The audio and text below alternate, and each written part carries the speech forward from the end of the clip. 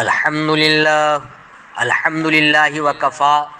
وسلام علی عباده الذین اصطفى اما بعد فاعوذ باللہ من الشیطان الرجیم بسم اللہ الرحمن الرحیم واما من خاف مقام ربه ونهى النفس عن الهوى فان الجنة هی المأوى۔ رفیقان گرامی، آج خواہشات نفس کی مذمت کے تعلق سے گفتگو کرنا ہے۔ جو انسان خواہشات نفس کی پیروی میں مصروف ہے اور حلال و حرام کو نہیں دیکھ رہا ہے، حلال ہے تب بھی اس کی پیروی کر رہا ہے اور حرام ہے تب بھی اس کی پیروی میں لگا ہوا ہے، تو آئیے قرآن و حدیث کی روح سے جائزہ لیا جائے کہ جو لوگ اپنے نفس کے پیچھے چلتے ہیں اور اپنے نفس کی مانتے ہیں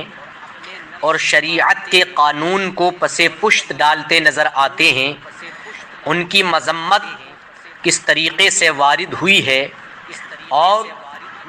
ان لوگوں کی دنیا اور آخرت دونوں برباد ہو جاتی ہے۔ آئیے درود پاک کا نذرانہ پیش کیا جائے۔ اللہم صلی علی سیدنا و مولانا محمد وبارک وسلم صلاۃ و سلاما علیک سیدی یا رسول اللہ صلی اللہ تعالی علیہ وسلم۔ حضرت عبداللہ ابن عباس رضی اللہ تعالی عنہما نے ارشاد فرمایا، الہوى الہ یعبد من دون اللہ، ثم تلا قولہ تعالی افرأیت من اتخذ الہہ ہواہ۔ فرماتے ہیں کہ خواہش نفس کی پیروی اور خواہشات نفس کے پیچھے چلنا ایک ایسا معبود ہے یہ جو اللہ کے سوا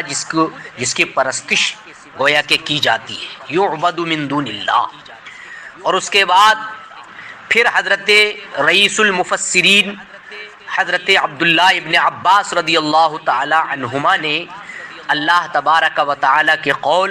افرأیت من اتخذ الہہ ہواہ کی تلاوت کی، جس کا صاف مطلب یہ ہے افرأیت من اتخذ الہہ ہواہ، کیا تم نے دیکھا جس نے اپنی خواہش کو اپنا معبود بنا لیا؟ کیا تم نے اس انسان کو دیکھا کہ جس نے اپنی خواہش کو اپنا معبود بنا لیا؟ اس آیت کریمہ سے پتہ چلا کہ انسان جو اپنے نفس کی خواہش کی تکمیل میں لگا ہوا ہے کہ کسی بھی طریقے سے میری دنیا بن جائے، کسی بھی طریقے سے میں مال و منال حاصل کر لوں، کسی بھی طریقے سے میں دنیا کے اندر سرخ رو ہو جاؤں، چاہے مجھے کچھ بھی کرنا پڑے اس کے لیے خواہشات نفس کی تکمیل چاہے حلال کی صورت میں کرنا پڑے یا حرام کاموں کا ارتکاب کر کے کرنا پڑے، بہر صورت میں کسی بھی صورت میں دنیا والوں کی نظر میں بالکل حشاش بشاش ہو جاؤں اور ترقی کے اعلیٰ منازل طے کروں۔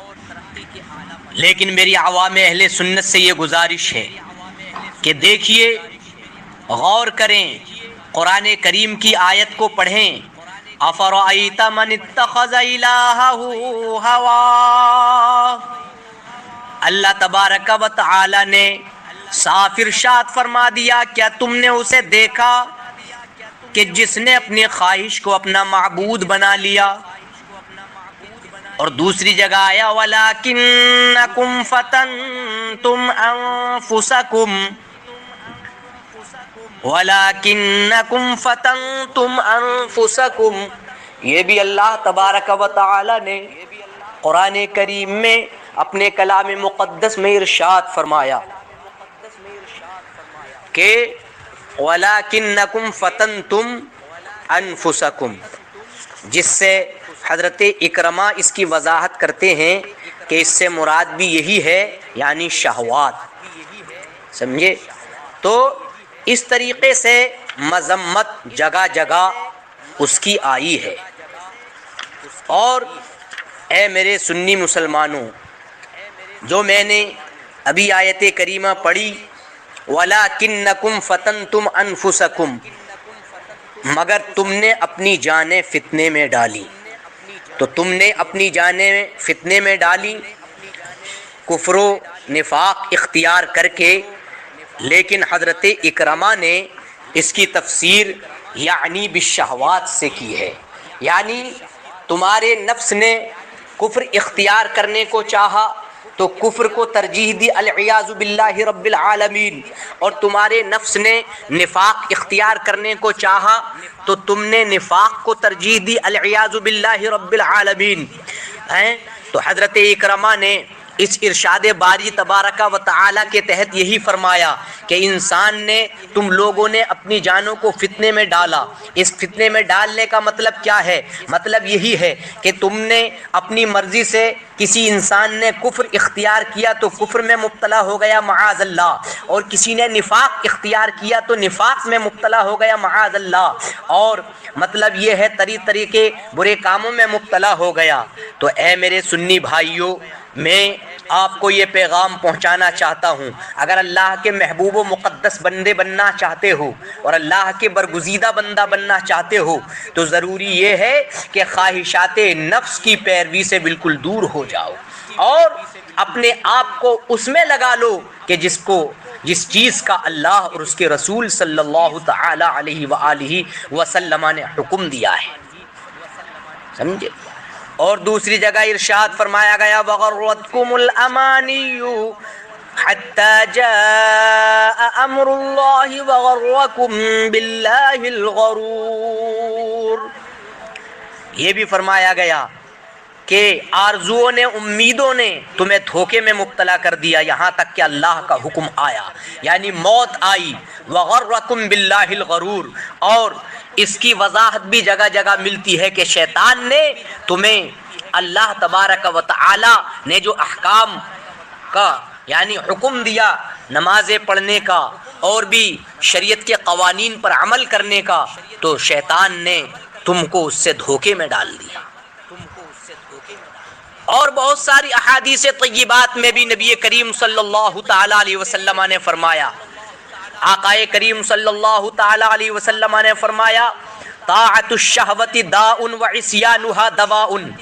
کہ شہوت کی ماننا، اپنے خواہشیں یعنی نفس کے خواہش کی ماننا اور خواہش نفس کی تکمیل کرنا یہ بیماری ہے، اور اس کی نافرمانی کرنا یہ اس کا علاج ہے۔ اگر آپ کا نفس یہ چاہ رہا ہے کہ مجھے بڑا